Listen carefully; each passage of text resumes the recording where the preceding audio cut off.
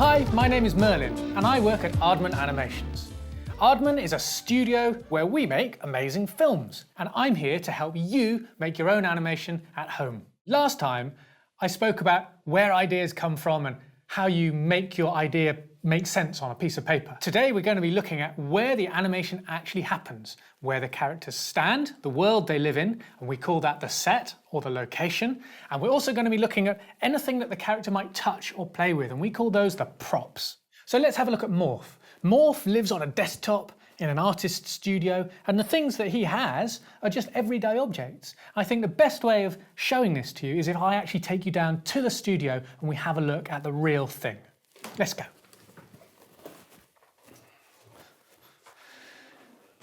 Hi, Helen. Hi, Merlin. Hi. So we are in the prop making and model making workshop, and Helen is making props for Morph. And there's a great mixture here between things that are specially made for Morph, like the ladder that Helen's got, and things that are just found, staplers and flowers, for example. They look real, but they're not. They're plastic.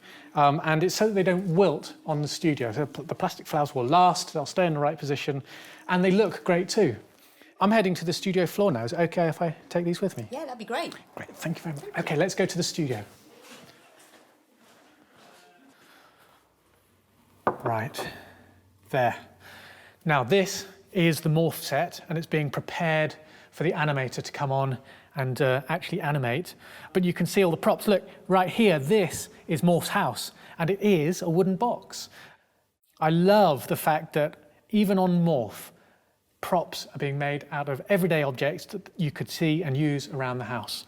So I'm going to leave this and get back up to the desk because I want to get on with my animation.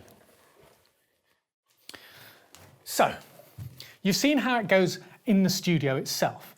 And we need to find something that we can actually do that's more achievable. The space I have is this desktop. So let's have a little think about props, shall we? Now, props are the things that your character will hold or use. So something like a chair or a saucepan. Now, sometimes you can find perfect props in a doll's house, but also props don't have to be the actual thing. So Morph, for example, he sits on cotton reels. Because a cotton reel is small, it's round, looks a bit like a stool. For example, I could use this. That actually could be a table.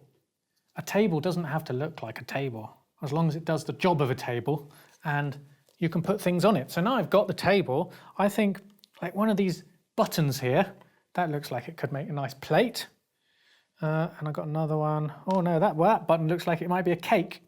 And that button could go on the other side as a saucer. So there's my table. So have a good look around for things that might become your props and sets, but don't forget to ask before you use all the bits and pieces, because it would be a terrible shame if they were needed later on and you were in the middle of animating your work. The best way of finding out if the props you have chosen and the location, the sets you have, are the right size is to get your camera and just check it with your camera.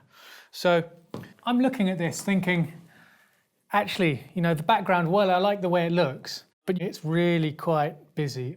So to fix this, I'm going to make a backdrop that will be the set to our film, The Big Sneeze. I'm going to use a piece of card and I'm going to make a cloud, and I'm just going to use a normal white sheet of paper. I'm going to get some scissors, and remember, they're sharp, don't get your pinkies in the sharp bit. Before I actually cut out my card, I'm just going to draw my cloud very, very quickly, and I like big, simple shapes. And I'm just going to cut very simply around the outside. And you see, I'm not copying the cloud exactly, but as long as it's roughly the same shape, it's going to be okay. There we go. So, let me get rid of that. I'm going to use some sticky putty, and I'm going to put that underneath. Actually, I don't like the way where that is, and with this sticky tack, you can just move it. It's brilliant. So I'm going to get the sky and the cloud that I made, and I'm just going to put it in front of the camera and see what it looks like. And actually, I think it's going to be much better. So sometimes simple is better. Top tip, use your camera to check what you're setting up, and then you'll be able to see if it works or not. The next time, we're going to be looking at how our characters are going to look and what they're going to sound like and how they're going to move. Don't forget, Animation can be done by anybody. You don't need to be any age. You can just have fun doing it. That's the most important thing. See you again next time. Bye.